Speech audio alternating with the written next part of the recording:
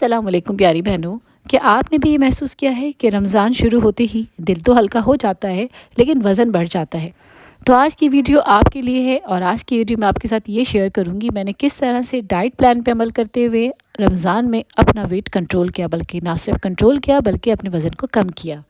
تو پھر میں سناتی ہوں آپ کو کہانی اپنی کہ کس طرح سے میں نے اپنی ڈائٹ میں تھوڑی سی چینجنگ کر کے اپنے ویٹ کو کنٹرول کیا. نہ صرف اپنے ویٹ کو کنٹرول کیا بلکہ پچھلے رمضان کو اپنے لیے ایک ہیلتھ ٹرانسفارمیشن کا ذریعہ بھی بنایا. میرا دل ہر رمضان آتے ہی ہلکا ہو جاتا تھا اور بہت خوش ہو جاتا تھا، لیکن جسم بھاری ہو جاتا تھا. میں ہر روز افطار پہ زیادہ کھا لیتی اور پھر یہ سوچتی کل سے کم کھاؤں گی. لیکن جب بھی میں افطار کے ٹیبل پہ بیٹھتی تو وہاں پر سموسے، دہی بڑے، چاٹ، چھولے اور اس طرح کی چیزیں دیکھ کے اپنے آپ کو روک نہ پاتی، اور پھر میں دوبارہ سے اتنا ہی کھا لیتی. اور پھر وہیں سے پرانی سٹوری، آج نہیں کل، کل نہیں پرسوں.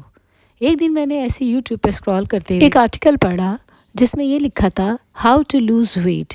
بس وہ آرٹیکل پڑھتے ہی مجھے ایسا لگا جیسے وہ سب کچھ میرے لیے لکھا ہے، کیونکہ اس آرٹیکل کے اندر انہوں نے مائنڈ فل ایٹنگ اور ڈسپلن لائف اسٹائل رمضان کے کچھ ٹپس دیے تھے.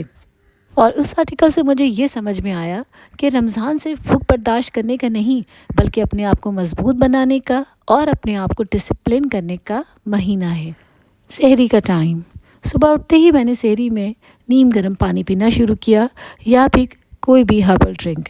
اس کے ساتھ میں یا تو کوئی بھی ایگ سینڈوچ لے لیتی یا پھر پنیر سینڈوچ جس میں بہت ساری ویجیٹیبلز ہوتی، یا اگر میں یہ نہ لیتی تو کوئی بھی ملٹی گرین کے ساتھ یعنی گھر کی بنی ہوئی سادی روٹی، اس کے ساتھ رات کا سالن اور ساتھ بھیگے ہوئے 5 بادام یا کوئی بھی نٹس. چائے اور دہی میں ضرور استعمال کرتی، اور چونکہ سحری کا ٹائم ہوتا اور اپنے آپ کو کمزوری سے بچانے کے لیے کم از کم 1 یا 2 کھجوریں میں ضرور کھاتی. یہ آپشنز دیر تک پیٹ کو فل رکھتے ہیں اور آپ کو توانائی دیتے ہیں اور کریونگ بھی کم ہوتی ہے. سحری کے ٹائم پہ جو چیز میں نے اوائڈ کرنا شروع کری وہ تھا گھی کا اور تیل کا استعمال.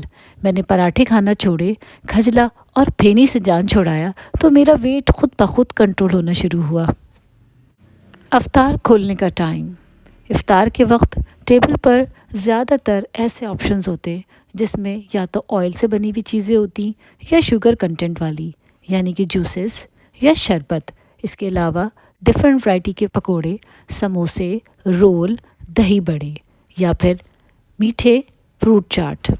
میں نے افطار میں 1 سے 2 کھجوریں، لیمن واٹر اور چنا چاٹ کو ترجیح دی.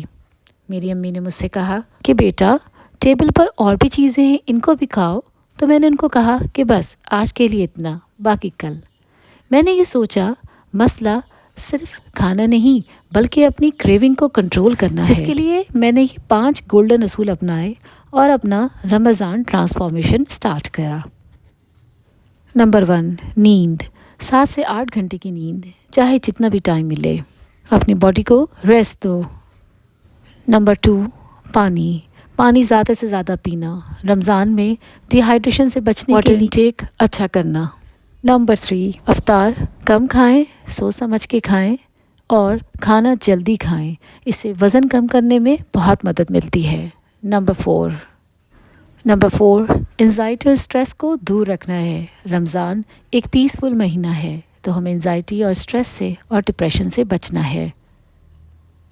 نمبر 5، افطار سے پہلے اپنا ویٹ ضرور چیک کرنا ہے. Dinner time.